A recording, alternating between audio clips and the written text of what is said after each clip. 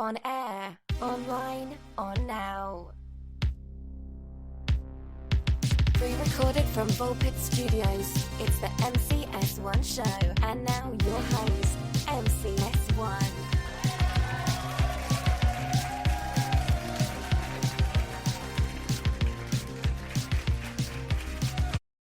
Welcome everyone to an exciting edition of the MCS1 show. I am your host, MCS1, and today we are not joined by my usual co-host, Caleb Hennon, but I do have a couple other co-hosts and old familiar faces from the MCS1 show. Welcome back to Cameron and Merlin. Welcome, guys. Yeah, what's going on? Oh, man, a lot to talk about today. So, back in, was it 2015? That we started seeing like our big summer of movies, like where we saw like John Wick was like the main one, November Man, and then I guess something like I think it was 15, yeah. So back in 2015, so nearly a decade ago, we had like a summer of movies. We saw tons of these movies, and we just started like this little segment on the MCS1 show called At the Movies, and it was mostly just a like thing for me to sit down with Cameron and Merlin, two of my closest friends, and just kind of rip about movies, talk about them, what we liked, what we didn't like. We try to keep it spoiler-free at first, and then we would mention when there were spoilers, and that's when people would usually drop off. So today we're going to be talking about At the Movies, but like the movie-going experience today, because like the MCS1 show, we stopped recording back in like 2019. And we didn't start back up until like 5 years later, which is now. And a lot's like changed, especially during the pandemic. I feel like right now, overall, we're at a point where, okay, we can talk about this. Let's talk about what's changed, what's different, how things were, how they are now, etc. type of thing.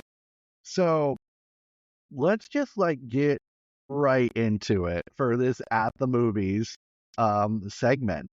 So basically, movie like viewership has been declining a lot over the past couple of years, and there's so many factors for this.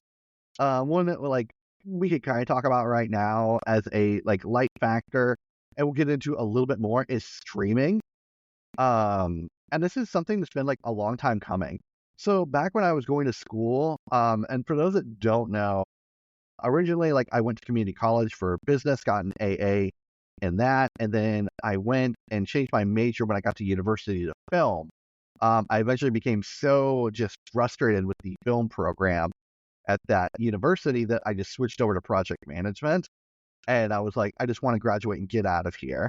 Because the film program was just quite terrible there. But I had one class, it was like a forum, and I would have like a different speaker there every week.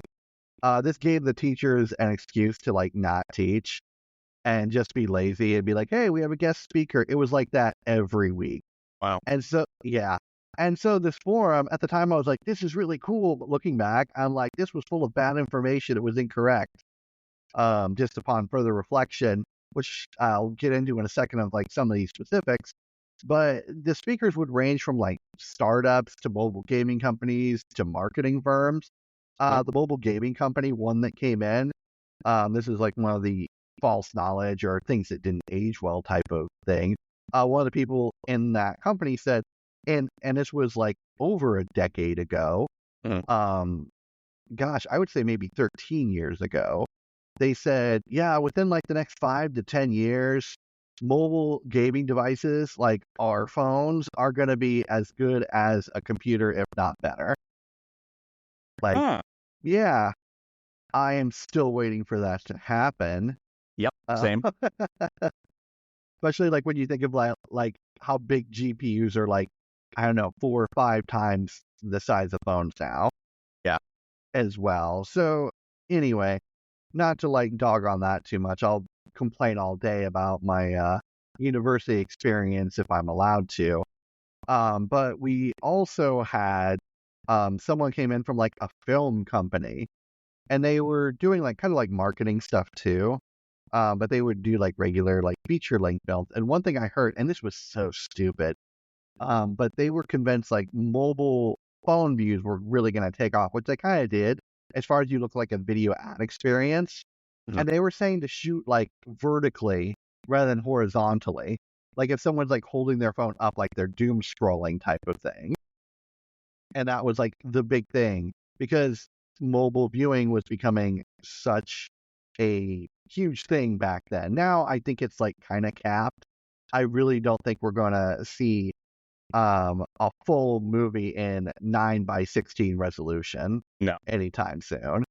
At least I hope, because that sounds terrible. Why? So The only way I can see that happening is if they intend you to watch it on your phone. well, that's and the thing. then I don't want to be sitting there for 2 hours looking at my phone like that. Well, yeah, and that's kind of what my mentality was when I was thinking about this and hearing it in the class too. I'm like, this is just absurd. And then it's also, well, how can you watch it on a big screen? Like, are you going to take your TV and like tilt it or something? I don't know. I know I could take a computer monitor and I could tilt that Right. to watch something, but it was just like an absurd notion. But that's like back in the day, like 15 years ago, what they thought mobile was really going to turn into as far as the movie going experience. Yeah. At least in, middle of Utah at like a degree mill of a university. So, obviously things have changed from that. That's not going to happen. And let's talk about the movie going experience. So the pandemic hit, we all know about this. And so I found this article that like just went through basically how bad the pandemic wrecked movie theaters. This is from Hollywood Reporter, and it's actually like a report that's taken from the inaugural industry report from a theater owners group, the nonprofit known as the National Cinema Foundation. And these stats are just insane on here. And these were reported in March of 2023. And the first one here, actually, I gave these to Cam to read and go over. And he's got like 10 of like the best ones on there. But I got one that like prefaces all of these. And so from this report, the U.S. alone lost over 2,000 movie theater screens amid the pandemic. So we're not talking about just like movie theater like locations. We're talking screens. So that could be like if I go to a standard movie theater and there's about, quote, 12 screens there, that's like counted into that. Gotcha. So that's what they're referring to. But when you hear 2,000, like your reaction can like, oh my gosh. But on average, like let's just say that 2,000-ish divided by, we'll say average 12 or 12 screens, 12 to 8 screens. We're looking at about like, if it's 12, it's 116 that have been closed.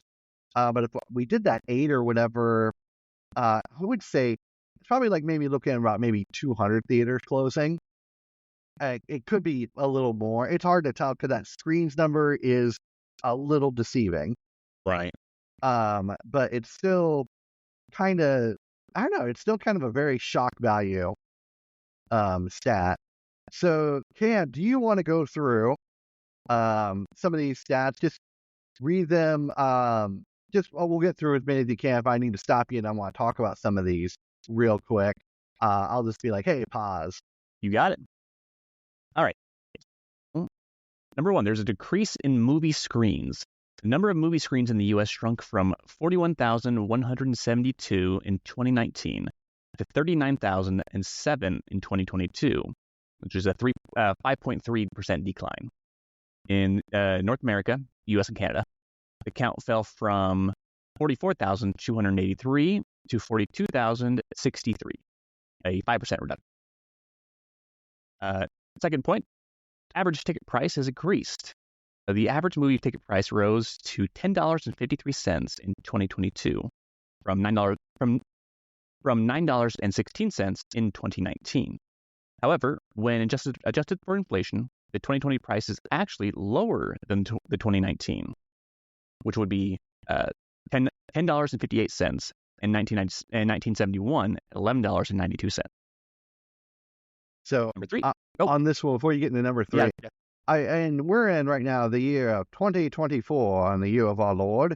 Movie ticket prices right now, they're like what, $12? Not $12? that, not that much, yeah. Average. Yeah, about Yeah, average. that's where they're at, where I'm at usually. And buying online are usually like a tack on fee of some kind. Mhm. I saw something the other day that was actually kind of really funny. This is not something I would ever do or encourage, but it was what was called an unethical life pro tip. And I saw this on what was also called a real life loading screens tab, which these are just terrible. But basically, like in video games, they have loading screens before like a level, and there's like tips and tricks. And so on this one, it was if you purchase your tickets online and you use a senior discount or child discount, that's okay because no one at the theater is going to check you when you arrive. And I thought that was like really good. I'm like, oh man, that's really clever, but I'm not unethical enough to really do that. I don't really have the spine to do it. Not so much like Yeah. I'm afraid to get checked, but I'm like, I don't know. This just feels wrong. And I'm gonna sit there feeling guilty the whole time while I'm watching Deadpool versus Wolverine. Why? Cam, go ahead, continue. Okay. All right. Point number 3, international growth.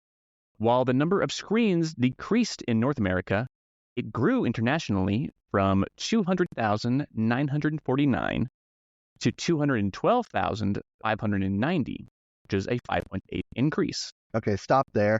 So what's kind of crazy is we're seeing like this 5% decline across the board, or a little give or take 5%, for movie screens in the U.S. and then internationally in the world, it's like nearly 6% increase. So it's like almost as if things are just like moving from one place to another. I Right. know that's not exactly the case, but it's just like it's really odd. No, I'm looking at these numbers. It's like there's like a 5 common denominator like all across the board on these things. Mm-hmm. Anyway, continue. Number 4, box office recovery. The number of movies set for worldwide... Yeah, let me restart that. Box office recovery. The number of movies set for wide release in 2023 is expected to increase significantly from 71 in 2022 to 107, approaching the 112 films released in 2019. Number 5, importance of theatrical release. The report emphasizes the importance of theatrical releases over streaming, highlighting that movies released first in theaters are valued by viewers and generate higher box office revenues. Okay. So on this one, I like this a lot because this talks about being directly in competition with streaming. And one thing that we did see, mostly, I don't want to say it started a little bit before the pandemic, but like during the pandemic, it hit so hard because no one was going to theaters, was a lot of movies that were just coming like direct to streaming, like direct to Netflix. Right. One that Merlin and I can think of that we were excited to see in theaters was The Interview. You remember this, Merlin? James Franco, Seth Rogen, North Korea. That one? Yeah, Yeah. I do. So Merlin and I were like so excited to go see this in theaters. We would watch it in previews, and we were kind of like it was really weird. We were on like a weird James Franco, Seth Rogen kick It's true. kind of thing back in the day. I think it was because we watched not all together, but we watched what is it, The Last of Us, or this is The Last of Us. I don't remember that movie with James Franco, Seth Rogen. There's Yeah. a bunch of It stars in had it. like a million people, like million. Yeah, Danny McBride, and it was funny because I mentioned This is the end. I think it's this is the end. That's it. Yeah.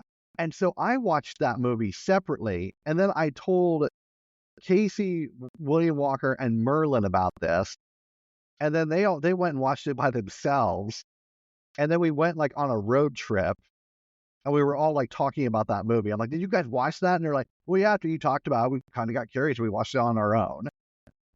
So we were really pumped to go see the Interview, and then there was like threats and hacking stuff that was coming in, which everyone thought was from North Korea to the studio, and I think it was Sony at the time, if I'm correct. And the movie didn't get a theatrical release, and so it went directly to Netflix. And so we had to just watch it like in my apartment, which I mean, Merlin and I still had a great time watching it. Yeah. But if given the option to see it in theaters, we would have definitely went and probably seen it in theaters. For sure. Yeah. So You know what? It was also the night before that had Seth Rogen, Joseph Gordon-Levitt, and I think Michael B. Jordan was in it. Those three. Do you remember? And it was like those three at Christmas time. Seth Rogen plays like he's a Jewish guy and he's going around with a Hanukkah sweater. I don't think I've seen this actually. Was it not you? I thought it was you we saw it because it was a Seth Rogen, because we were going on the Seth Rogen kick. Yeah, I saw what started me on the Seth Rogen kick. I don't think I saw this with you. I may have seen it with you at one point. I think it was the movie. I think it was 50-50 with Joseph Gordon-Levitt. I never saw that with you. Oh man. So I'm looking this up right now to make sure this is 50-50 with Joseph Gordon-Levitt. When Joseph And- Gordon-Levitt is sick, right? Yeah, and so Yeah. Seth Rogen, I was never like a big fan of his. He always kind of played like dumb people in movies for a while. Yeah. And then he started breaking out of that. 50-50 is where I saw him really break out of that. I'm like, man, this guy's really good. Because in there he plays Joseph Gordon-Levitt's best friend, and spoiler alert for everyone who still has not seen it, Joseph Gordon-Levitt finds out his girlfriend's cheating on him, and the main character Joseph, he gets cancer. So it's just like all around bad. And so Seth Rogen like just rips into his girlfriend, and he's like, you know what? I finally have evidence that you suck as a person. And it was just such a good line. And the way that he delivered it was so on point. And like that right there was like the moment I turned like, okay, Seth Rogen, my opinion of you has changed completely. And he's done like really good work, like from a producer standpoint. He's a producer on The Boys on Amazon Prime. And he was a huge producer in the new Teenage Mutant Ninja Turtles animated, right? The animated movie. Okay, yeah. That came out, I think, about 2 years ago. He was on there, and he's got a couple people that like he always works with. Rose Byrne is one of them, and she voiced a character in there. I think she voiced Leatherhead the crocodile with an Australian accent, which was really funny because she's from Australia. And it was just like really good. It was just like really well done overall. I think people who, well, hitting on that, I think it's nice that when you says like there's people that he works with, that he sticks with, and everything. And I've noticed that the people who are like friends in real life, like the actors who are friends in real life and they team up together, always deliver really well, because you have Seth Rogen and his group of friends, James Franco, Rose Byrne, but then you can also look at what's his name? We saw him at. Are you gonna say Simon Pegg? Yeah, Simon Pegg. I knew this was coming. Yeah, because I mean, yeah, because we love his movies that he's done. He has his group of friends that he sticks with, and then obviously the notorious Adam Sandler and his group of friends. Exactly. You know, and it's kind of like you try to do work with people that like you enjoy, like I don't know, just being friends with. Which I guess that's kind of why I got you guys on here right now. I mean, it's true, no, because you have that chemistry, you have that mindset, you have the chemistry, and you know. You don't have to like be like, oh man, this guy, you know. They don't know what I'm thinking, like everyone. Well, that you have to sit. What's the guy's name from Tron? You know, like. Well, that ends like you don't have to be upset about like the whole. Oh, this guy's making like 10 times more than I am, and like all I'm getting is a cup of coffee out of this. You know, it's like. Oh man, funny story. Speaking of a cup of coffee, and then we're gonna get like right back into the stats. I saw something. It was the Brad Pitt cameo in Deadpool 2. Yes. Yep. He originally he was being considered for the role of Cable. Didn't get it, but the director was like, "Hey, we still would like you in this movie. Would you want to do a cameo?" And he's like, "Yeah, I'll do it because my kids love the first Deadpool." And he did it for the price of like a cup of coffee, like just a cup of coffee, which was even cooler. Ryan Reynolds returned the favor and did a cameo in Bullet Train. Train. Yeah. I thought that was just so cool. Yeah. For some reason, like a random, the more you know, like little Hollywood fact. Well, it's nice that he did that because like he knows Brad Pitt like just did it basically for free because a cup of coffee, So yeah, right. So then you watch Bullet I don't know Train. I don't know these days, Merlin. A cup of coffee, it's pretty pricey. I mean, $10. But anyways, no, it was I think Cam and I went and saw Bullet Train together, and I know when I saw Ryan Reynolds on screen, I had the world's biggest smile because I knew why he did that cameo. Like instantly, you knew why he was on there for only like 2 minutes of that movie. You knew why he was doing it. So Nice. I haven't seen Bullet Train. Is it good? it's really good. It's very Okay. good. I'll have to. When he says, we both talked about it. It's like watching a Tarantino movie. Ooh. Yeah. So Which, it's well, which Tarantino movie? just like I mean, good point. But I do love most Tarantino movies. I'm not gonna lie. It has that Tarantino feel to it because Okay. the stories are all like there's backstories and there's stories within stories. Oh, And yeah. it's like, and There's not a it's like, wasted moment. yeah, and it's just fast paced adrenaline and action where it's like you said this because I think I remember I leaned over to Cam like, did Quentin Tarantino do this movie? Have you guys have you seen Once Upon a Time in Hollywood? Not yet, I've no, not. but no. Really? Okay. I Yeah. watched it with Caleb back when I visited Utah in I think it was 2021. And Caleb just loved it, and it's been kind of like one of his more favorite movies that like when we start talking film, like we start Once Upon a Time in Hollywood has kind of been like our film comparison lately. Okay. For different things, which is really weird that like it turned into our baseline. But it's just really well done, and it's just cool. And if you know a lot about like Hollywood and things like that, it's cool. It's cool to watch. If I was to like rent out a movie theater, there would be one of two movies that I would put on screen. Once Upon a Time in Hollywood is probably number two. To get like a bunch of friends in and watch, I think that they would enjoy it. And number one would be Hot Fuzz. Yes. Okay. Which I have seen in theaters twice after its original theatrical release, which we'll get into and we'll talk about as like we go further on. Cam, do you want to get back to these stats? Sure thing. Let's see. All right, so number 6, consumer sentiment. Viewers prefer a diverse range of genres and are willing to pay premium prices for unique big screen experiences. Longer theatrical release windows help delay price spikes. So here's something really piracy spikes. Yeah. So here's something very interesting on that one right now. And this is gonna hit like really home with both of you. So the Borderlands movie came out in August, and by the time this airs, it's gonna be like mid-September or early September for this episode. And so Borderlands came out, it bombed at the box office. It did not have a very long theatrical run. Deadpool versus Wolverine. I know it's called Deadpool and Wolverine, but I like calling it Deadpool versus Wolverine because it's stupid. Deadpool versus Wolverine. It came out in end of July. It's September right now. It's still going. Yeah. It's just nuts. And very impressive. And so something else with this delay of piracy spikes. I saw the whole Borderlands movie on YouTube,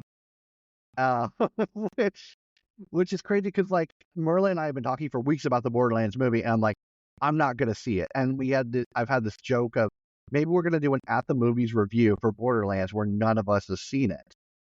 And then I was working on like writing some show notes, and I happened to have something pulled up on YouTube, and I saw like on the side like a recommended video for Borderlands as well as an ad to watch Borderlands as well for both of these, which is just like insane. And actually like oh my gosh, here, let me share my screen because I have the screenshots of these too, which is crazy. So here is the Borderlands ad that like popped up like as I was watching Borderlands the movie, and then on top of that, here's like where I saw Borderlands. Like it was uploaded.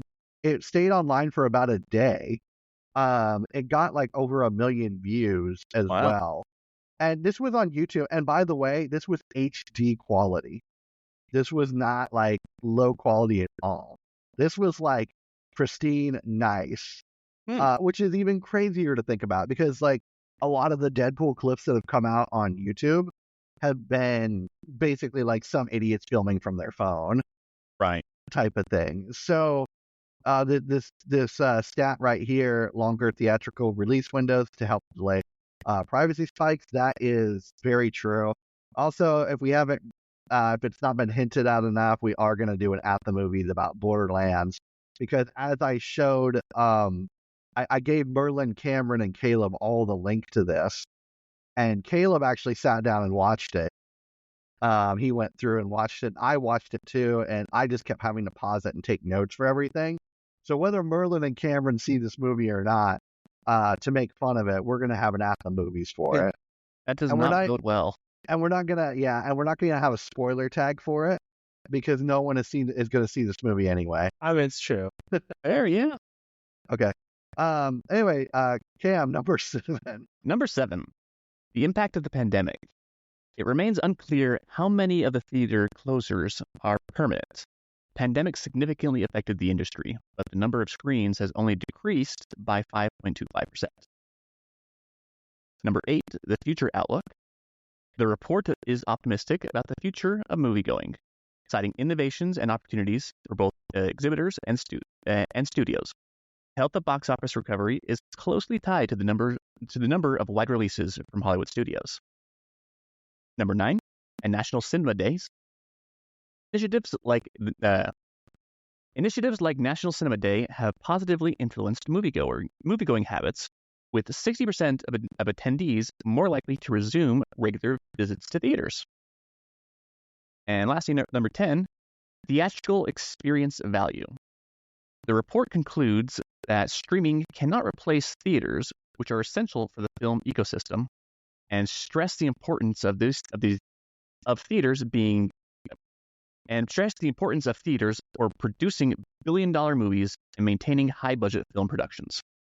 So number 10 right there. That one, it's like, I don't know how much I agree or disagree with that, because it's like, I could see film, like, I could see streaming easily overtaking the box office these days, which is sad to say. Like, I love going to the movies, but I could see it both ways on this, because go ahead. I could see that happening only if the streaming services do what they do with theaters is, oh, you want to stream this movie? Great. Pay for it. Yeah. You got to pay for each showing of it. Or something. So remember back in the day, but it was like maybe 20 years ago, if you went to a motel, and they had those remotes that like, oh, you can click through different pay-per-view. Yeah, you can have a pay-per-view movie that was in theaters put into your motel room. I could see something like that. We're looping. Yeah, it's coming full circle here, Yep. people. So, in short, movie theaters just aren't what they were pre-pandemic. And here's a couple stats I found that like make this even crazier. I found like kind of conflicting stats on this. AMC, I read earlier that it was like when I did my research on this, it was $4.8 billion in debt. Which, Cam, you had a good number for this. What did you call this? Yeah, I said they're a Star Wars in debt. They are a Star Wars in debt. They are a huge franchise in debt. But like as I kept looking further, right before the show, I was like, I wonder if that number's still accurate. I found another stat that said it was $8.67 billion in debt, which is just an astronomical amount of money, just a little less than my actual student loans, if we're being honest. It's and it's crazy because like I want to blame The Walking Dead for this, but I know that's not the case because The Walking Dead was their cash cow. But I'm just bitter that show went on so long and just dropped in quality after season 1 and half of season 2. And yeah, and I kept watching it. It was the thing to do. Merlin and I had a good time watching it, but I was back when friends got together and watched shows that, Game of Thrones did it for a little bit, but I felt like halfway through Game of Thrones, that's when, like, hey, let's go to my place and watch Game of Thrones, it was kind of like Breaking Bad, Breaking Bad, Walking Dead, like, that was what you did. You got together with your friends and just went and watched it. Now it's kind of like, now since streaming is the go-to thing, it was like, oh, screw you, I'm going to go watch it on my own, It's like, well, even like when streaming was the thing too, like after it had like its initial like release run, we kind of had some trouble with this, like within our friend group. Not so much me, but I remember it was you were going to watch something with one of our friends, and they're like, already binged it the other night Yeah, it or was an whatever. anime. Yeah, an Yeah, anime. I remember you telling me about this. I'm like, that's how it is, man. No, Unfortunately. and it is, and going with the streaming mindset, I think that's you can take that as the movie experience. Before, you guys used to be like, let's go see it as a group of friends. You would go Yeah, see the like, hey movies with your guys, friends. Expendables 2's coming out. Yeah, I was so, no, and you made an event, you made time with your friends, and now it's, I'm just gonna wait till it streams. I'll just stream it on my streaming service, and it's like, Yeah, oh, guess I'll just go by myself as I pretty watch it. much. I always it's funny and sad that you mentioned that because I always went to the theaters with people until like I think the first movie I saw alone in a theater was John Wick 3. Okay. That yeah, and then after that I saw Avatar and I'm like the new Avatar, Avatar 2, and I'm like this isn't so bad. It's okay. It's just like a little bit different. It's definitely more fun with people.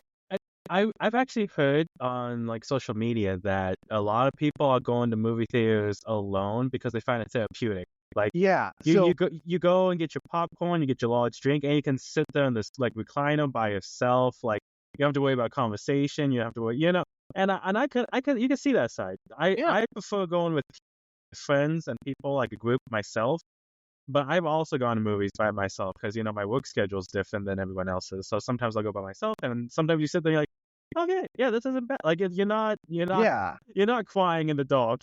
Yeah. Well, so I moved to right now I'm currently located in Noblesville, Indiana, like 30 minutes north of Indianapolis. Super cool place. Just like a really cool it's kind of like a mid-sized city.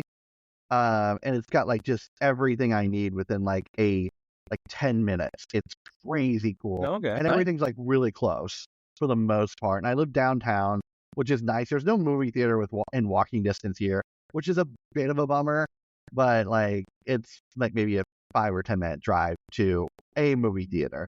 And then there's another one like another 10 minutes away from that one. So or 5 minutes away. So it's pretty cool. So when I first got here, I found a movie theater, and they were playing a movie that I wanted to see, which was Monkey Man. It was made by Dev Patel. I think I'm saying that correctly. And like a crazy story behind this movie. He made it for like 10 million. It got sold to Netflix for like 13 million. And then Netflix was like, this movie's really weird because it's like dealing with like corruption and underground boxing, and it's a power struggle type movie, but also just like kind of like a lot of weird stuff going on with it. And Netflix was like, what do we do? And then Jordan Peele saw it and he's like, this movie rocks. I want it. So he ended up buying it from Netflix for less than Netflix bought it for. So Netflix took a loss on it, which of course they used as a tax write-off because let's be real, Netflix doesn't pay taxes. And so and then it got a theatrical run and under Jordan Peele's movie label. And it did like not like super well, but like a lot more than the 10 million they paid to make it. Which is, I was going through and I was watching this, I was like, what is this? Like, there's no way this only cost 10 million. Like, they just did some really cool movie magic with it. So I saw that movie alone. I went in the theater. I'm like, there was no one else there. And I'm like, I can get used to this. And then afterwards, I'm like, you know what? I'm going to go see another movie. So I just like did like a double feature. And I saw something else that day too. So it is kind of therapeutic and cool. Back to talking about like just like the theaters in general and closings, Alamo Drafthouse Theaters. In 2021, it was going to file for bankruptcy. And then it was like briefly saved. It did not like go into bankruptcy from what I've seen. And then it ended up closing a ton of locations anyway. And now it's like the whole movie theater chain is up for sale. And the other thing that's crazy is like, for me, this is like the king of movie theaters. Like, it shows like old movies, and like they have like what are called movie parties where they'll give out like little different things for people. So I seen Hot Fuzz at at the Alamo twice, different times. Once like right as the pandemic hit, and then once at like as the pandemic was over. And they gave out like different things. Like they gave out like a little mustache, a cap gun, to like shoot off like randomly Yeah. at the screen. The second time that I went, they gave like a pair of aviators Nice. for it, which I still have, and they're terrible. I went with my brother, and he's got a set of them too. And he called them his backup aviators. He's like, they're so dark, I can't see anything out of them. And he's right, but they're still cool. So No. those are my go-to aviators. Besides these other aviators I bought for like $5 in 2004 from the Compton Fashion Center. Like I just have like these crappy aviators. I think aviators are supposed to be dark because I had some aviators and I still have them, but they're the most darkest sunglasses I've ever put on before. Where I'm like, whoa, even when it's sunny, it's still pretty dark. Yeah, and Yeah. for me, I just thought it was always because I had these low quality ones. Because I either got them for free or for $5. Yeah, that's what I'm saying. I'm like, I wonder if aviators are supposed to be dark, like Mhm. because mine are dark, but So I got a pair of aviators. I got like this foam swan, as well, like a little one. So I took that foam swan. I actually put it in one of my plants, like right next to it as well. So I still have it. It's kind of funny. But like those movie parties, they were just like so cool, lots of fun, something to do. I see lots of movies that way. Big Trouble in Little China, Army of Darkness.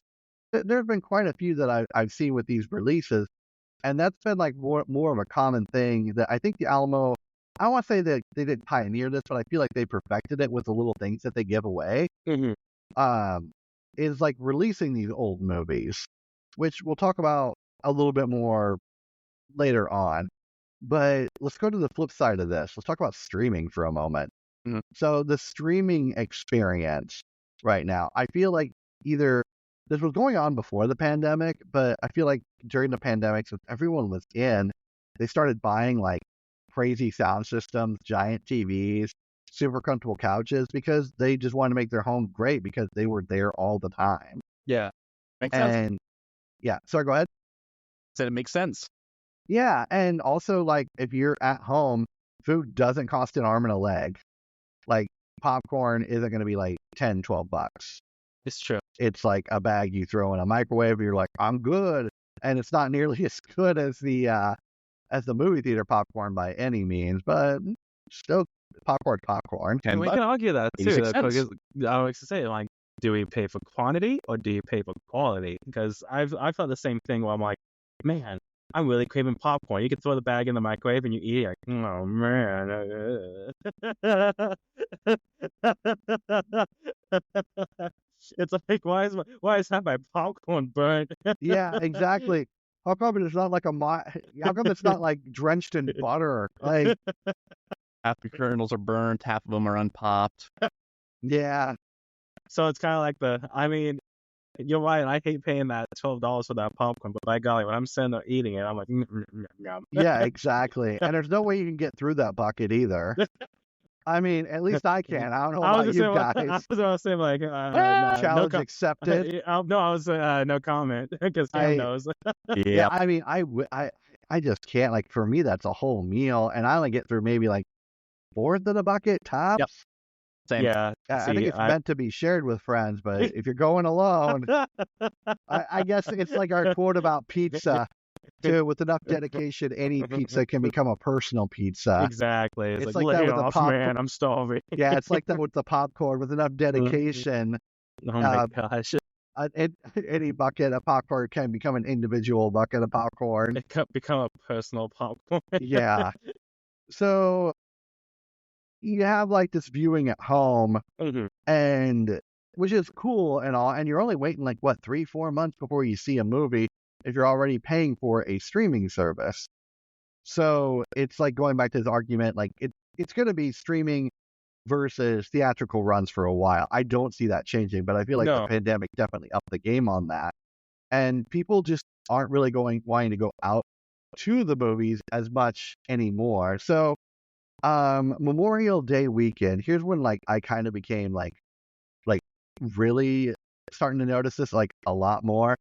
So, this was Furiosa. I love this title. Furiosa edges Just slap my forehead. Did you? Furiosa edges Garfield and worst Memorial Day weekend since 1995. This is a real article. And Thanks, Elizabeth. Yeah, Elizabeth Ireland wrote that title. She knew what she was writing. So it like this Memorial Day weekend was not good. Los Angeles Times reported that movies brought in just like 128 million over Memorial Day weekend, making it like the worst box office showing in 26 years.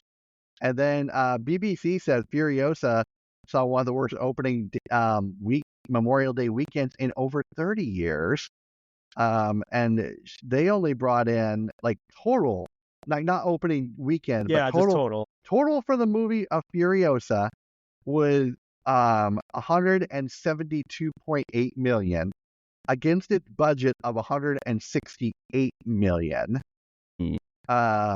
Which pretty crazy to think about. And also, like, Furiosa was a really good revenge movie. I just want to point that out there. It was no Mad Max Fury Road, but it wasn't trying to be. Mm-hmm. I'm not saying it was like a super amazing movie, but it was a great revenge movie. And I feel like it really did deserve better. It was really good for what it was. That's what, the plot and the, like you said, revenge movie, like everything that it was supposed to be, it delivered really well. They did a really good job with it. Yeah, like I went in, I didn't have like low expectations. I was actually pretty hyped for the movie. And when I left, I was like, that was really good. Yeah, same. And I was a little bummed, like the trailer, like I kind of knew what was going to happen next because like the way the trailer plays out, it shows like where the different scenes happen, and you kind of know what's going to happen next. Unfortunately, that's a trend with trailers recently. It is, and Furiosa, it kind of hit hard with that. I wish I kind of went in like completely blind, but I was watching the trailer like a couple times a week. I was like really pumped for that movie. Like I was like, I think that happened with like Quantumanium. Like they basically blew everything with Quantumanium in the trailers. Is Quantumania the third Ant-Man movie? Yeah. Yes. Yeah, we'd have to ask Caleb because Caleb has Caleb has watched Quantumania, and like it's super funny because when he saw Quantumania, like he told me, like he watched it at home, and he was like really like he was talking about it to me in chat, and I'm like, hold up, Caleb, you're watching Quantumania? And this is after like he has been venting about like the MCU, how bad it was for like, I mean, I guess ever. I mean, we have a near 3-hour episode that is predating this episode where Caleb raved about the MCU. And yeah, I don't, it released last week.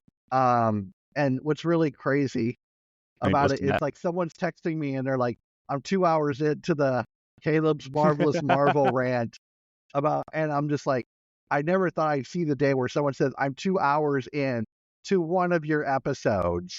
But here we are. Caleb somehow has raised the bar on episode length. We had nearly 3 hours of him ranting about the MCU. Granted, I talked a little bit during that too, and we could have probably went longer. You can look back at Batman vs Superman. I don't know. That one was a long episode too. Because we ranted on that one, and that one we had to draft a few things on that one because it was just going so long. Yeah, that was a long episode. I feel like I cut a lot of it too. And I think it was like one of your higher rated episodes too. And that was before. So here's something else I saw that was really crazy the other day for podcasts. Someone had a 9-hour interview with Elon Musk. Wow. And one, I could not stand talking to that motherfucker for more than 9 seconds. But like 9 hours for a podcast, it's like really pushing the boundaries for like links for a podcast. I know like when we were doing the show, we were about maybe like 30 minutes to an hour. Yeah. Now that we've come back, we're starting to get into like an hour and a half and longer. Like we're not meaning to be long form content. We just have a lot more that we like to talk about. Well, you know what? And we started off on an internet radio station where we were constructed, and we kind of got stuck with that. Sorry, go ahead, Mark. No, you know what? And not to go off a topic here, but I think that we've talked about this before. When we first started doing your show, like when you were doing it, then we would try to reviving it. We started doing the whole short and sweet, because of people's time spans, like the attention spans at the Yeah. time. Was like anything over 30 or 40 minutes, people were like, and I'm done, you know? And Yeah. and they would move on to like another show. They would listen to music. They would just move on. But now, like you said, with times of the changing with theaters and with movies, you can look at the times changing now with podcasts. Like true crime podcasts are the wave, you know, audiobooks are the wave. I can't wait till we have true crime episodes. And well, So side note, I actually have notes written up for a true crime podcast episode, Ooh. but it's actually talking about true crime okay. and people looking into it after a crime has already happened and reviving those things, and armchair experts like causing harm by getting involved with the law when they don't need to be. No, that's actually Anyway, not to like be No. like, oh, we got a true crime episode coming, everybody. I was gonna say. Setting the expectations. I was gonna say, like, I mean, you know, if you make a true crime episode, that's probably gonna be like number one. But anyway, Oh, damn it. I was gonna And say, like, it's supposed to actually talk about like the issues with true crime. no, well, To be no, honest, well, it's funny because a lot of people agree with it. That's why I says like it'll probably be a number, like it'll be high in Yeah. the rating. But I'm just saying, like, you know, back in the day, it's like, okay, that's 45 minutes to the max because, you know, people's attention span. But Okay. now, since podcasts, audiobook, like since people are listening more to shows and Well, I podcasts. think I think people figured out there to crank up the speed button. Yeah. I don't think people noticed that before, and it's like, oh, this guy talks slow, and then it's like going and it's hitting. They're like, oh, I can go 2x or 1.5 or 1.75. I always listen to things at like 1.5 or 7.5 because my hearing can't take the high pitch after it starts going up so much Yeah. with that increased speed. I wonder how like Caleb's saying, you know, it sounds on like 2x speed when people are listening. That's got to be nuts. It's like no does one. that mean we should talk slowly for the people who listen to this fast? I mean, if we're running ads, sure. God. Go to your local burger stand right Oh now. man, yeah. But It's funny. anyways, Yeah. go ahead. Anyway, okay. Side note: the Batman versus Superman episode. I just looked up the time. Honest, this is the actual file. Yeah. It's only an hour and 10 and almost an hour and 11 minutes. Yeah, after being edited. So Okay, yeah, okay. So Caleb went and doubled the length of that, Jeez. and then added some in. Because I was just saying, like, I remember we ranted for a long time. And it was like, oh, let's bring it back, guys. Let's bring it back. Yeah, we were getting way off topic, which we are right now. Why now? But back to I never thought I'd More say things this next change, line. more they stay the same. Back to the Garfield movie. Sorry. But on the Garfield movie overall, that came out with a 200. It made a lot of money. Holy cow! It was like I'm looking at this, and I don't even want to read the numbers right now. How much it made? It made so much money. It made like double what Furiosa made, Wow. and Jeez. that and then some. It's ridiculous, and I don't want to. I don't want to give it that. I don't want to acknowledge that because I don't like Chris Pratt. I'm gonna be that guy. I don't like Chris Pratt. I'm tired of seeing him. I'm tired of seeing him everywhere. I'm tired of hearing him everywhere. I'm gonna go watch the Mario movie. Oh no. Anyway, So with that, let's move on. yeah. Oddly, like I have a nephew who loves Chris Pratt, and I'm like, he's like really like Jurassic World, and I'm like, as like a film, as someone who's like really big into film, I'm like, I don't know how to tell my nephew I don't like this. I'm just gonna keep quiet. So Probably the best. Just go Yeah, through and be like, you yeah. don't even know. yeah, you don't know. even So know. speaking of overpaid actors, let's talk about the Hollywood strikes. So Hollywood strikes were happening for a while, and they're always like, I feel like they're coming back always because of like threat of AI and things like that. I played around with AI for like writing things quite a bit. In our next episode, guys, the episode that we have for The Flash has not aired yet. That'll be airing next week. We actually play around with some like AI concepts for things. And I feel like AI is like a fun tool to come up with concepts, but I really don't feel like it's replacing a screenwriter, at least not yet. And so that's been like a big thing that's been going on lately. But also, and this is Caleb's stance. I kind of wish he was here for this. He has not been happy with like new stories that have been coming out from Hollywood over the past like couple of years. And so he's gotten a lot more into anime because it's new to him. It's something different. And I get that. I'm 50-50. Mm-hmm. So average movie going experience now. We've talked about like streaming. Let's talk about going to the movies. So arriving to the movies, you get there. It's 20 minutes of previews and trailers. At least. And sometimes commercials. Go The to your local- local burger Local shack. branch. Yep, absolutely. What'd You're you gonna say, get. Cam? If it's a local theater chain, you're absolutely getting half of the previews are just gonna be ads for local. Yeah, and I've seen ads for kids dentist stuff while I was waiting for Alien Romulus. I mean, something that was really funny when I saw Alien Romulus. Cam, have you seen Alien Romulus? I know Merlin has. I am not. Ooh, dang. Miss it out. It's good. If you do see it, I'd love to talk about it. But Because it's in space. think you get it because it's in space. So I would probably call Alien Romulus like the episode title, like it would be Alien Romulus. Get it because it's in 'Cause it's space. space. Like that would be like the tagline for it. Romulus was good though. I really liked it. I kind of want to see it again, to be honest. Because I actually had to go to the bathroom, like right before it ended, and I came in, the credits started rolling. I'm like, ah, crap. Hey everyone, what I missed? And so I had to like look up online, like see what I missed. Yeah, that needs to be another thing when we rate movies. How often I had to go to the bathroom. Because that's what people care about. I mean, yeah, exactly. I know. Were you invested enough that if you left to the bathroom, I didn't would want it to. hurt I your just, times? I feel like I drink a lot of soda, man. Like It's when a large soda. it's a large soda, and it's the only place I found that has a caffeine-free diet cherry vanilla Coke. Like I can't How find many any. adjectives was that? It's a lot, man. It's a lot. Caffeine. I'm gonna say it again. Diet caffeine-free cherry vanilla Coke. I can't find it anywhere else. I don't know why. It seems like it's a very simple concoction to make. Yeah, that just rush off the recipe. Easy. Yeah, exactly. Mark's like, every time I want a Coke, I have to go to that sea. Pretty much. Like if I want that specific one, like that's to me, that's the best Coke there is right there. The Gotta only get Yeah. that pump that you can use to siphon off the soda fountain.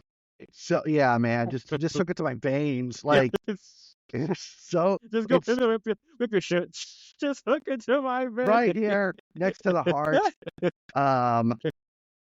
Yeah, it's such good soda, and so it's like fills up my bladder. Gotta go. So anyway, um,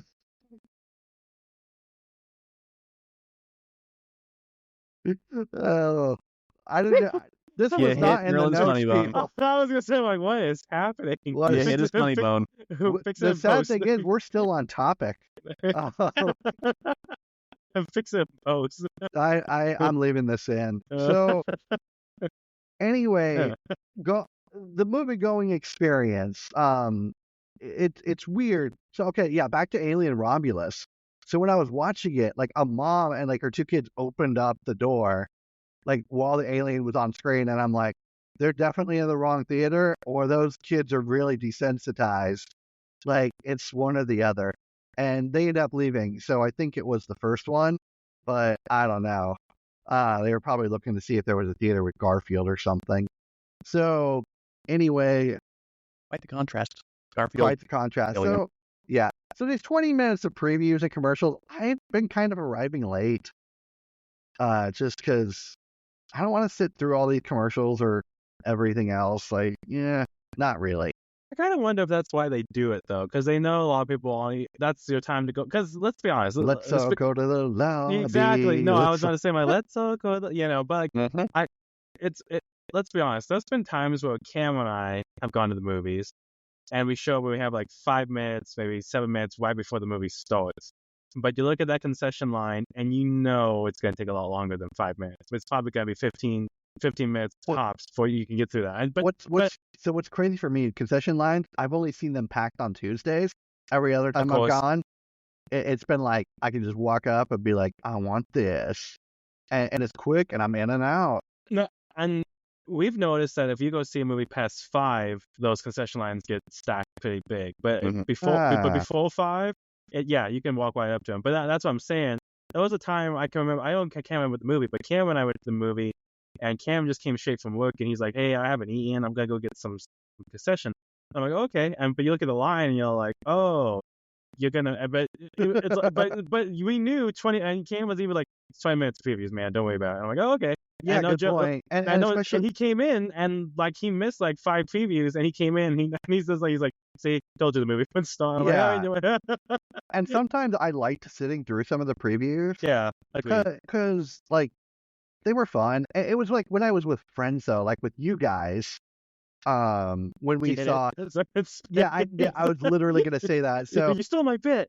we saw. Do you want to say it, or do you want me to? Oh, go ahead. No, you're good. Okay, You're so for those that don't know, the get it because they're in space joke. This came from. It's one of those things that's like really stupid but really funny. But like one time, Merlin you or Cam that bought like the whole box set of the Aliens movies. Yeah, I bought the Merlin. Yeah, okay, it was me. Merlin. So Merlin bought like the whole Aliens box set, and he's like, "You want to watch these?" And I'm like, "Hell yeah, dude! Have you not seen these?" He's like, "No," and I'm like, "Oh, dude, they're so cool." Like I like the Aliens franchise. Like I even like Prometheus. I like Aliens versus Predator.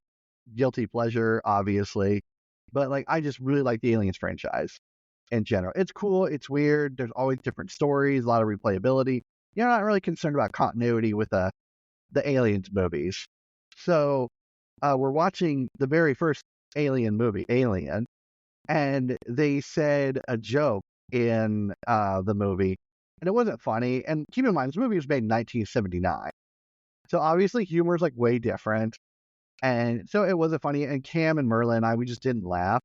And I just kind of look at them and I was like, get it? Because it's in space. And Merlin and Cameron and we just bust out laughing. Because it was a space joke and it was really dumb, but it was just so funny. And every time we saw like anything with aliens, we're always just like, get it? Because they're in space or it's in space. And so that's our dumb joke with that. And one time we were watching movie previews. I think it was for Logan, and it was a trailer for Alien Covenant. And then Cam like leads over and he's like, "Get it? Because they're in space." And like we just like lost it. We're just like laughing at the previews. The people are looking at us like we're stupid. So Times. those were the best times. So Adds to the theater going experience. Yeah, and it was great. So another thing is this is a great transition of us laughing like idiots. People don't enjoy going to the movies anymore because the audiences are unruly. As you know, we're laughing. But like Merlin, Casey, William Walker, and I, and Cam, I think you were there for this too when we saw Zootopia for my birthday. Yes, I was so hoping you were going to bring this up. Yeah, it was funny because like we went in and there's all these like kids and families and family, and then it's like out of the way. We're like these like. I think I was like early, I was like 30 at the time. I just turned 30. I don't know. I was in my early 30s. Everyone was like in their late or mid 20s, like you guys.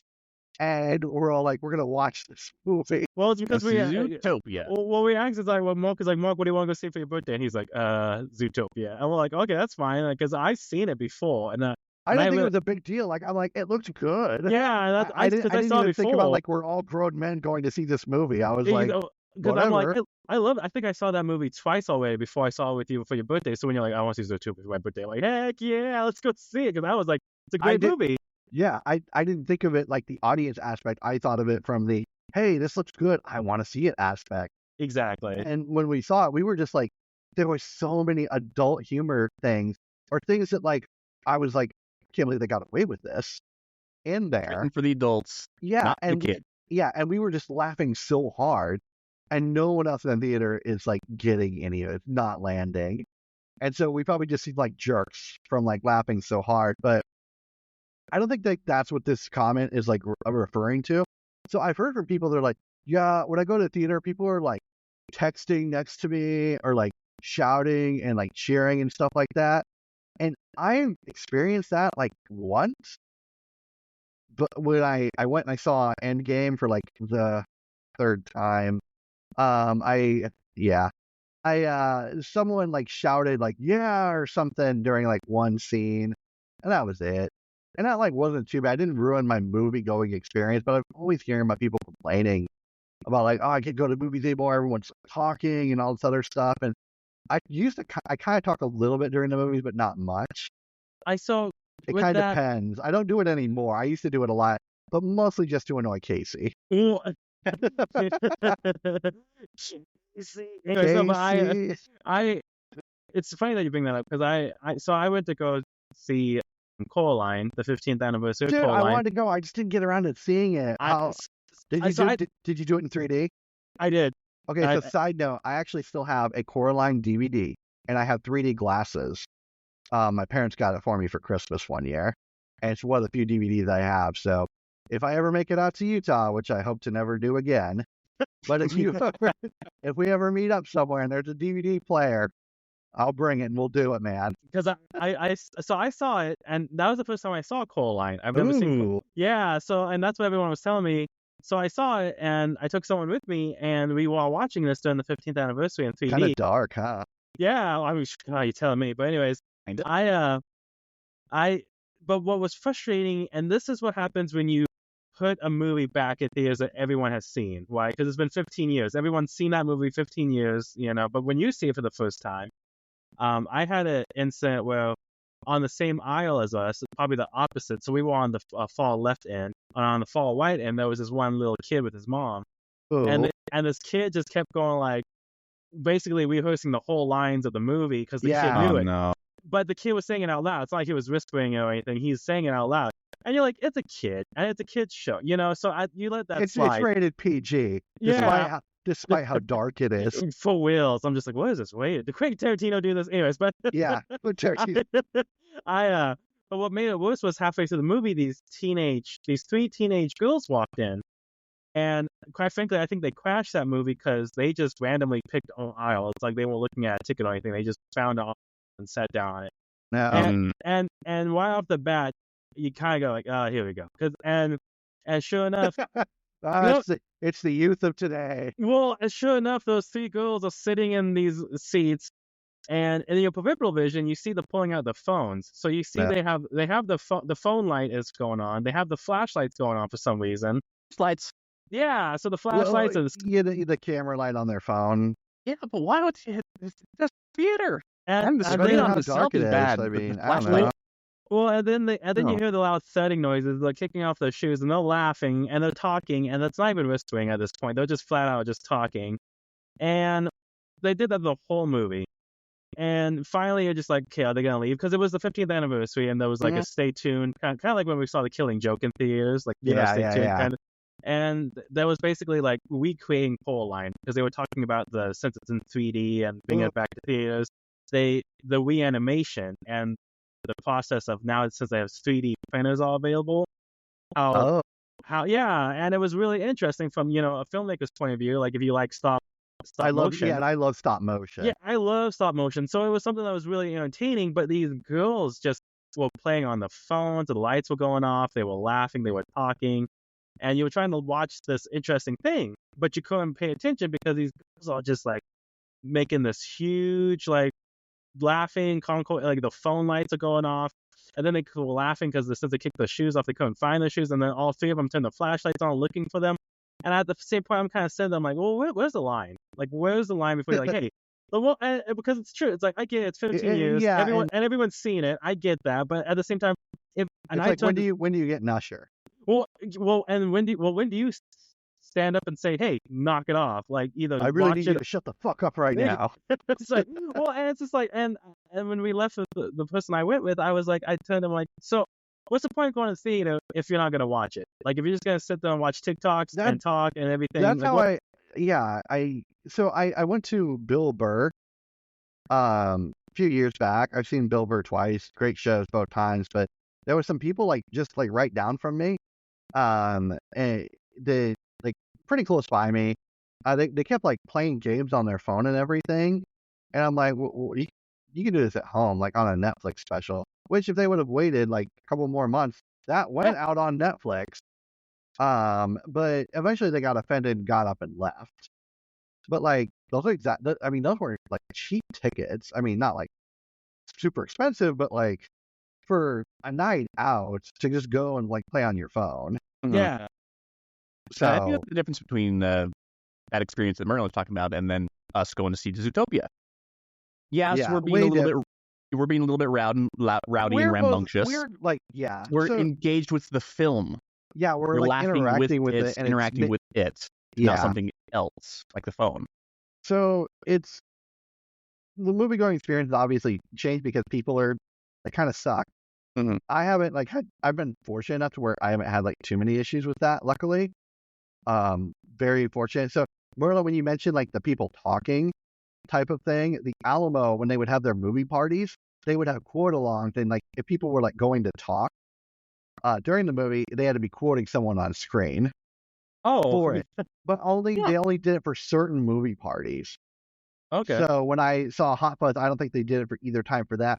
However, for Army of Darkness and Big Trouble in Little China, they were having quote alongs. People were like quoting it next to me and stuff. And I didn't really mind because like that was the rules were established beforehand. Like these are the expectations of how to behave, and everyone followed them. But like the reason I love the Alamo so much is because they had like a no jerk policy, is what they called it, where if someone would, if they would pull out their phone or start talking, they would get one warning or just ejected without a refund. Wow. Okay. Wow, Like they did not mess around, and good on them. I never had any issues with that. But maybe the reason I haven't had like any of these things like experiences like what you're talking about is because I've gone to the Alamo for the majority of my movies, not all of them, but quite a few. Since like this year, there's no Alamo here, unfortunately, but it's still. I've gone to like, 2 movie theaters. One that not very well populated. It might as well be a dollar theater at this point, and another one that's just like the ones like we would go to those big AMCs type of things. So speaking of other things like with the average movie going experience, time and parking. So that's a factor for some people that I found in like a little bit of my research. And then the overpriced food, snacks, and drinks, which I get that. I may have been sneaking in some of the, the nerd gummies. Yeah. Oh, those are delicious. Dude, I am addicted to those suckers. A lot of They're people great. are. Yeah. So good. Like, it's basically like flaming hot Cheetos type of invention. You can just Or burn meal. through those things like crazy. Yeah. I'm like, oh, bag's gone. This thing was huge. Yeah, and those are sold at movie theaters, and like I've been sneaking in my own, like Good no on ya. shame, yeah. But I usually will get popcorn. I'll get some snacks. I definitely get my drink, which I have mentioned is a diet caffeine-free cherry vanilla Coke. It's pretty amazing, guys. Try it next time, or get the caffeinated version or whatever. Anyway, sorry, go on. What were you I gonna said, say? Okay. So here was another thing that I kind of want to ask: are movie theaters crowded anymore like they used to be? I think not. Did you say crowded? Yeah, remember like when we would go and like we would have like big crowds for like some things that we would see. Yeah. I don't see that much anymore. We see it that on like for sure Fridays and Saturdays. Okay. There's been a couple of times, well, not really.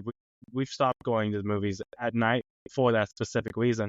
And but generally weekends. yeah, If especially we do weekends. weekends, we go through during the day. Yeah. So Friday and Saturday though, for sure, it's just gonna be crowded. And like I said, especially after 5. After 5, it's like you said, the parking, the crowds, the concessions, everything we've been talking about, that shows up Friday and Saturdays for sure, and definitely Tuesdays. Yeah, all day Tuesday, because that's when movies are like half price. yeah, and that's what everyone waits for. That's purposely, we'll go see it on Tuesday. That's what I do. Yeah, but the thing is, now that's the norm because everyone wants to save money, and so now it's all day too. Because like I says, if I'm off on a Tuesday and I'm like, hey, I'm gonna go see a movie, I can go over there like at 11 a.m. for a movie because I like to go to 11 a.m. movies, and already like half the parking lot's away full. I'm like, what? Don't these people have jobs? You know, and Right. and but I'm unemployed, but don't these people have something to do? well, but I've gone Tuesday nights because I made the mistake of like, oh, let's go see that movie on Tuesday, not remembering that it's $5 Tuesday, and then you pull up to the parking lot, you're like, what have I done? Because the parking lot's like crowded, the theater is all packed. Like if you go see a movie, I think there was a time I went to go see a movie. I can't remember what, on a Tuesday night with someone from work, and we went to go pick our tickets, and it was sold out. Like there was no available seats. Jeez. And we had to reschedule because it's like, well, there's no showings because they're all sold out. So yeah. Yeah, I can imagine that. I haven't had it too bad. It's just been like Tuesdays is when I go, and that's like it's moderate, but I'm out by 5. No, usually I'll do like a double feature, and then like I'll bounce if I do something on a Tuesday, and it kind of depends on like what my work schedule is, which I'm not saying like I kind of set my own hours with a lot of things, which is nice. So I will go like get like most of my big meetings done like Tuesday, knock them out, and then like I would do like early afternoon, go see some things. Okay. So, and it kind of depends, like I said, on workload, and then like I would work during the evening, but like I said, it depends. So let's talk about real quick, like in general, how some movies no one wants to see anymore, but yet everyone's complaining, but still going. So I'm talking mostly about like reboots and sequels. And I wish Caleb was here.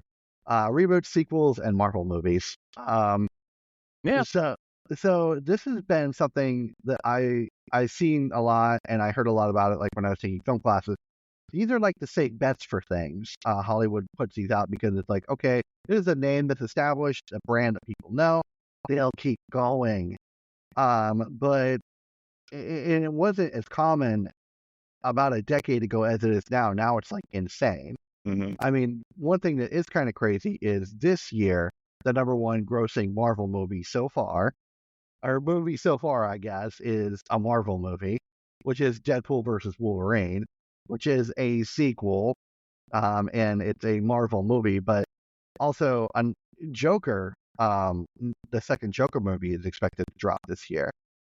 And the first Joker was the number one highest grossing. Very successful. Yeah, highest grossing movie of all time. And so will the second one, which is going to be a musical, do that again and also dethrone Deadpool versus Wolverine? I don't know.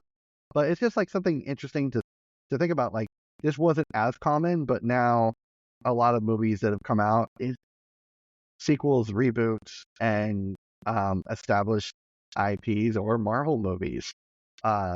Opening weekend, Furiosa and the Garfield movie. Mm-hmm. More prime examples. Though, to be fair, this is Hollywood. When we try new stuff, that's when you get stuff like Mortal Engines. Wasn't that based on a book, though? It might have been. I thought that was based on a... Yeah, it was is based on a book. So, it is. It's based on a book. Yeah, established Man, even IP. then. Like, I'm just thinking... library nerds. Yeah. Read a book.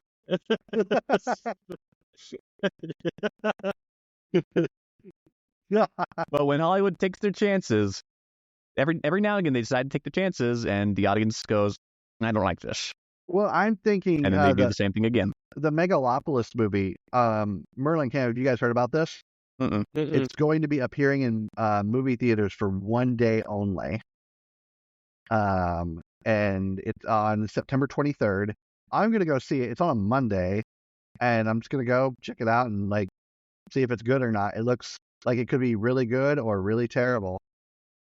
I've never even heard of this one. Yeah, I'll send you like some information about it like after. Have you Got seen Adam this, Driver in Merlin? it. Yeah. No, but I was about to say got some big Shia. names.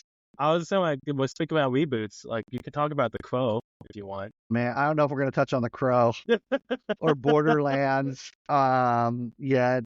We might, we may, we might not. I don't Because know. the heat I've heard from that one is like The fire. Crow's pretty bad from what I've Yeah, heard for from what- reboots. Well, Um, and for basically people are saying it's because Brandon Lee, like it did Brandon Lee wrong, like it's yeah, not delivering. and like I'm not a big fan of The Crow in general, but like I've seen the first Crow and I've seen some of the sequels, and the sequels are terrible. Yes, So it's like, I'm not so much looking at this as a reboot. I'm like, did the world really need another The Crow movie? And I'm rolling with no. no, the answer is no. Yeah. So since we're talking trash about The Crow, let's talk about movie reviews. Let's talk movie reviews today. Okay. I've always hated Rotten Tomatoes. Like, I think Merlin's well aware of this. I am. But the past decade, they just rose in power and popularity, and I can't stand it. And also, I used to love IMDb, but now it's gone to crap. Amazon owns it, and everyone on their account, like everyone has an account on there, and they always have their superior opinion of a film review as a comment. And there are things that are just like, I didn't really dig this film, and there's no real reason. Like, this is what it takes to be a film critic these days. Not having your own podcast. But Hit one, that like and subscribe button. yeah, Leave a comment I am down so below. tired of these shameless plugs. Please tell your friends about this show. So we're on YouTube now. Gross. But I still have such mixed feelings about this. The only reason I wanted to be on YouTube is I wanted to like get like past that like 50,000 subscribers mark and have that YouTube trophy in the background, but have it Yeah. upside down like I don't care. But Slower play button. I'm not really enjoying being on YouTube. I mean, it's okay. We do better with the audio form podcasting, and I like that a lot more. Yeah. But anyway, we're still on. We appreciate you, YouTube audience. Yes, we do appreciate you. Well, a couple of people were asking me, they're like, do I subscribe on like a Spotify, Apple Podcasts, YouTube, Stitcher? Where do I subscribe? And I'm like, wherever you want to listen. I don't care. It's not like we're running ad revenue or getting anything. We're just kind of like, it's just like, the podcast is the same as it ever was. It's just going. Yeah. Anyway, but like, okay, YouTube reviews, I feel like specifically YouTube reviews are just rage bait these days. Like, they're super low effort and they're just desperate for views. And I'm not a fan of this. Also, I feel like this is a good time to plug. If anyone wants to hear about my special episode about the upcoming election and Donald Trump, that's going to be available on OnlyFans. So, yeah. I was Nice. hoping that joke would have landed Nice. better with the rage bait, but that did not. Maybe I'll edit that out. I'm gonna leave it in because I'm lazy, but it's just rage bait for a lot of things, and there are just so many YouTube channels that I'm seeing that get like recommended to me, and I can only like click like don't recommend this channel so often. But it's how wokeness has ruined movies and franchises, and that's their hill to die on. And I can like somewhat see their perspective on this, but when a movie is bad, it's not like for one reason it's bad. Mhm. It's a combination of reasons why it's bad. And it's usually like the script itself is bad, or the things went wrong with editing or the sound. There's a lot of factors. Oh, It's not just like this cast had diversity and the message was too woke for me. Like, that just doesn't seem like a good argument to me for why a movie sucks. And I'm seeing this a lot with these YouTube channels. One that's been more popular lately, this isn't a movie but a series, is The Acolyte. Yeah. With Star Wars. And I picture Cam just shaking his head for this, but like I'm seeing that a lot with The Acolyte. But from what I haven't actually seen The Acolyte, and I know there was a lot of controversy around this, which I'm gonna get into in a moment. But with the Acolyte, it sounded like the plot was just bad and it just didn't fit together really well from like what I've seen and read, and that's where people are having their actual biggest criticisms for it, which is unfortunate because like I kind of want to see Star Wars start doing well, but it just hasn't. It Well, really and hasn't. with that, no, that's what I was gonna say. I haven't watched the Acolyte, but I've seen a lot of clips and previews because a lot of people's like, watch this clip and you tell me what you think. And they show this little clip that they're talking about controversial wise, and then it goes back to them and be like, what was that? Like, what does that have to do with Star Wars? And it's true, and it's one of those. It's kind of like going off a tangent, like kind of a tangent kind of thing, where it's like here's the plot, but then you go way off for just a random fact or just for the sake of it, and then you go back to the plot and you're like, what was that? Why do we need that? And It's an insert your own character. yeah, and it's kind of like how arguments have been with the newer Star Wars, because we've had our discussions about the newer Star Wars from the prequels, from the old originals, and then the new ones. And this is the same argument where it's all like, why? Like, what happened to our classic lightsaber fights, the Jedi versus the Sith Lord? What happened to all of that? And I feel like that? that's yeah, and I feel like without seeing the Acolyte, but what I see in previews and everything, I feel like that's what the Acolyte tried to bring back, but just didn't deliver. And when I saw some of those, I've seen some of those clips, and like I just don't feel engaged or excited on those. Exactly. And I don't know if it's because we've seen them so many times before, and we want a little something that's a little bit different. I don't know. And for me, it's like I don't know how to fix Star Wars. Exactly. But one thing I do think is with Star Wars in general, I'm not to get too off topic, is I feel like that universe just got so big, and it was only really meant to be just within like a couple movies, like the original 3, and that was it. And then people are trying to expand it, and you put a magnifying glass on it, and the more you look, the deeper you look, the worse it gets. It's true. And I think that's kind of what happened with it. I mean, the fan base exploded. You have books that are supposedly canon.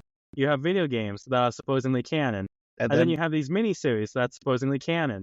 And then the universe just started imploding on itself, and you're like, okay, and then one day those were all considered not canon. Yep. And then it was like it did its own reboot within itself. It was just like, what is happening? There's and then too many cooks in the Deadpool kitchen. jumped in and fixed everything. What'd you say, Cam? There's too many cooks in the kitchen because they let everyone have their own slice of Star Wars. You can make whatever you want it to be. Yeah, and Starts conflicting. And I feel like Disney as a whole does that, like trying to give the nerds too much of what they want. Mm-hmm. And this is a bad thing. Like when WandaVision came out, Agatha was a character in there, and they're like, with Agatha all along was like this really cute song musical thing, and Disney was like, "Hey everyone," and this reminds me of the Simpsons episode where they're trying to get information about like Itchy and Scratchy from kids, and so they're doing like test reviewing things, and they asked like, how many of you would like Itchy and Scratchy to have like really grounded adventures? And they're like, oh yeah, I want that, yeah, and then they're like, okay, how many of you on the opposite end would like to have crazy adventures with space aliens and things like that?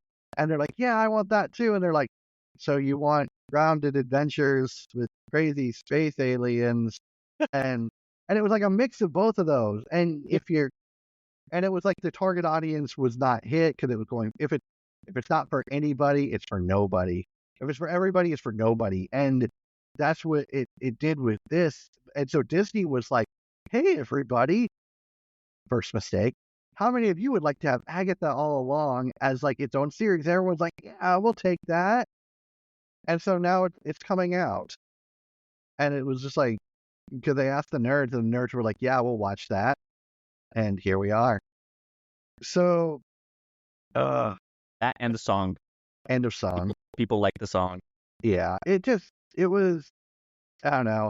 I feel like giving the audience too much of what they wanted is becoming an issue, but besides the point, moving back to, I guess, like YouTubers and wokeness, this does build controversy, which also allows, for the no bad press.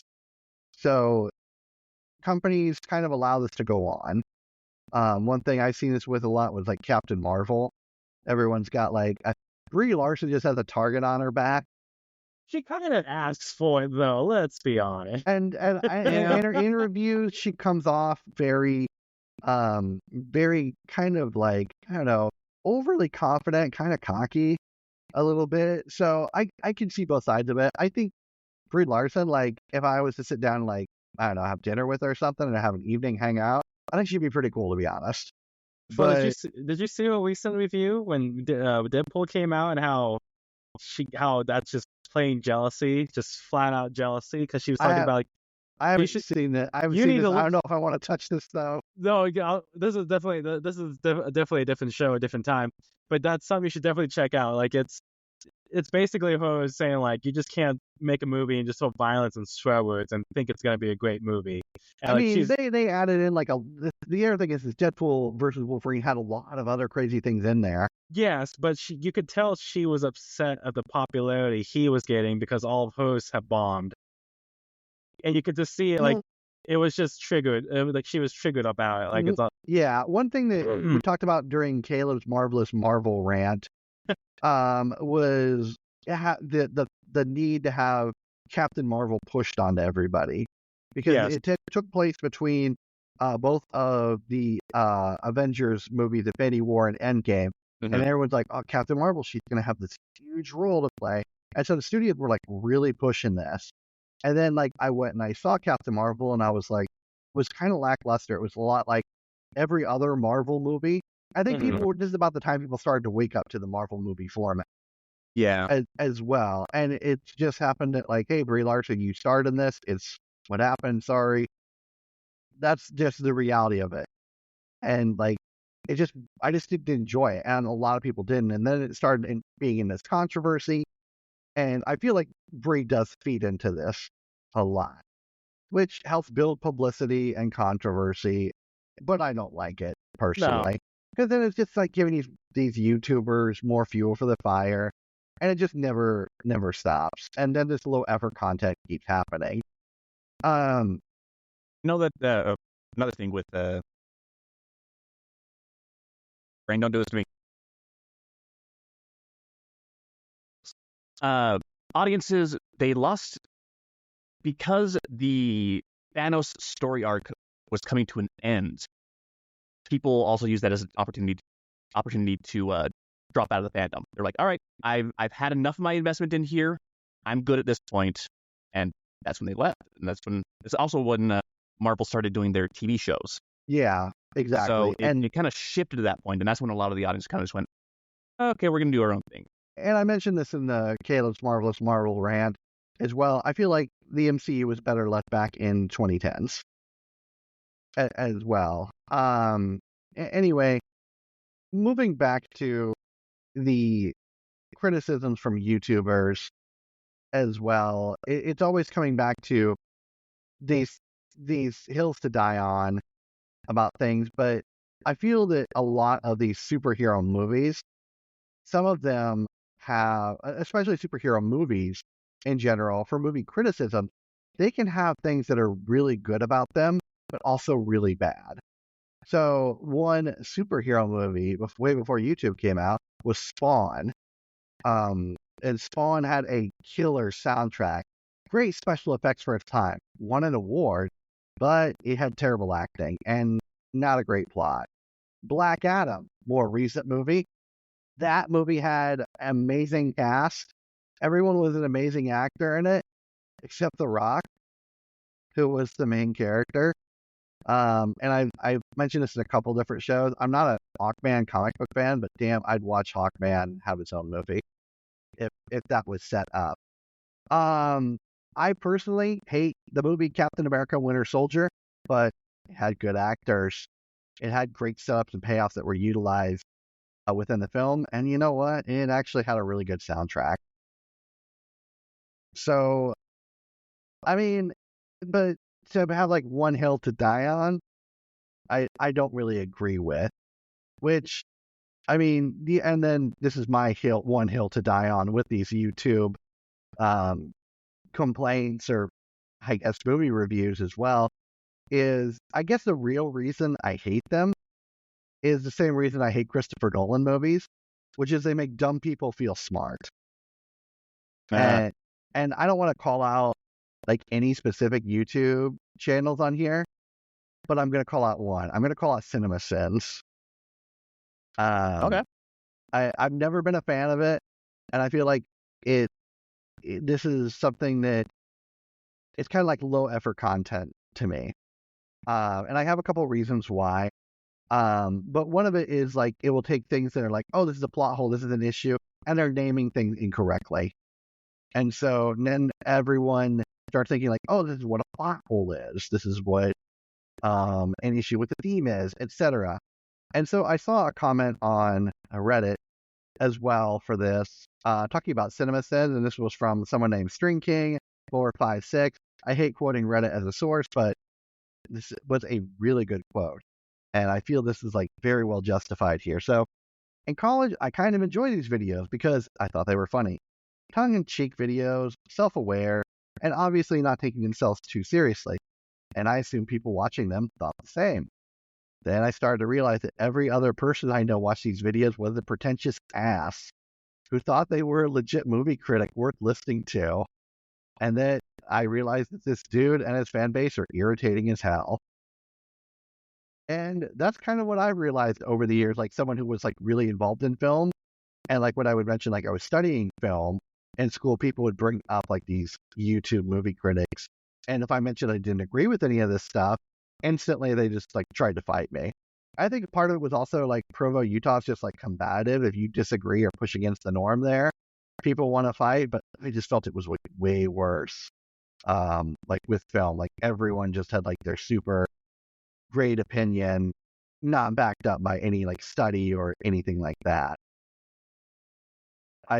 So one other thing I always kind of wanted to say with these to these types of people as well is when they have like these like these opinions, I always want to say, which YouTube critic did you pull that from?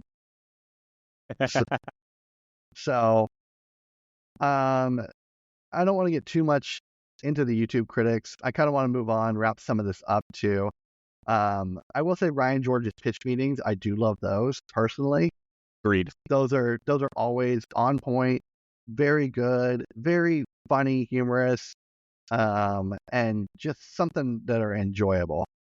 But the YouTube focused reviews, they're focused on things that's always character arcs too. Character arcs aren't really a thing. They're basic elements of like story, like plot, setting, theme, conflict, character, not character arcs. This is just me nitpicking at this point. But I don't know what YouTuber popularizes, but character arcs just became like this big thing. And I would hear about it constantly. And people would get upset if someone didn't get a full character arc, like a character died on Game of Thrones. And they're like, well, they didn't get like a redemption arc. It's like not everyone deserves a quote subplot for this. Tone is another thing that like I don't think is touched on much anymore. Like the meaning of the story, as well as like is it happy, funny, depressing, sad, symbolism, stuff like that. And then plot holes are like the big thing now. Like in fiction, a plot hole is a gap or an inconsistency with the storyline. And now everyone's turned it into something that they disagree with or is illogical based on what is reality, not what is reality within the film. And then people getting upset about lore within the film or canon. That's a big one too. It kind of just like upsets me. Plus, another thing about like a lot of these reviews is they are filled with spoilers, which we are bringing back the At the Movies like podcast section, and pretty excited about this. But we're going to start having like spoiler tags in a certain point, and that way people can just go to a timestamp where all the spoilers are gone, and they can hear like, okay, here's what we think about the film, whether it's like worth seeing or not. But with the At the Movies coming back, this is going to be our last thing that we're going to close on as well. We came up with a new way to talk about movies, if they're good or not. And this is something I found an article on a website called theharddrive.net by Matt Fresh. And it was also something that was trending on Twitter back in 2023. And it was called Pick a Movie, keep one actor. The rest are played by Muppets. And so our good way of gauging if a movie is good or not is going to be from now on, at the end, would this make a great Muppet remake? And I love that metric. I think it's a good metric. We're going to start real quick. We're going to take a couple minutes and just go through one and then close out the show. Is Die Hard. I found this as a great Reddit thread, and a good tagline for this would be Yippee-ki-yay, Muppet Fluffer. And so, going through this, who we would have, since we're keeping one actor, the original actor, this is going to be really sad, but Hans Gruber could only be played by Alan Rickman. There's just no way it could be anyone else. John McClane, obviously Kermit. Ms. Piggy is obviously going to be Holly Gennaro McClane. The cop, Sergeant Al Powell, Fozzie Bear. And then we start getting into like all the thugs, and they're kind of just various Muppets, Gonzo, Rizzo, Sam the Eagle, Beaker, Animal. And then the special agents in there would be Stantler and Walter. I feel this is a solid casting. And reasons why this version would be superior is, one, the humor and charm of the Muppets. And also this would give us a PG rating. So a PG Die Hard Muppet movie, I think, is going to be amazing. But also the enhanced performances and then musical numbers. So I think it would add just a delightful twist to the film. And then we could like revamp the storyline a little bit and incorporate some, Muppets breaking the fourth wall a little bit, which I think would be really good. Like where John McClane says the line, oh, come on down to California. We'll have some drinks, go to the beach, have some laughs. We have Kermit doing that, looking straight out, talking to the audience. I think that would just be cream of the crop right there. So I'm just imagining you mentioned musical numbers, and I'm imagining the scene where the character Harry Ellis, he's the dude who's high, who's at the Christmas party.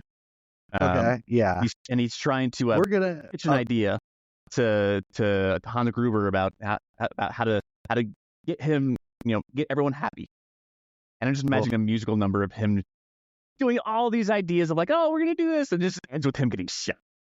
Oh, I figured whether we're gonna have a musical number for this, it's gonna be like right when they get like the vault open type of thing. Okay.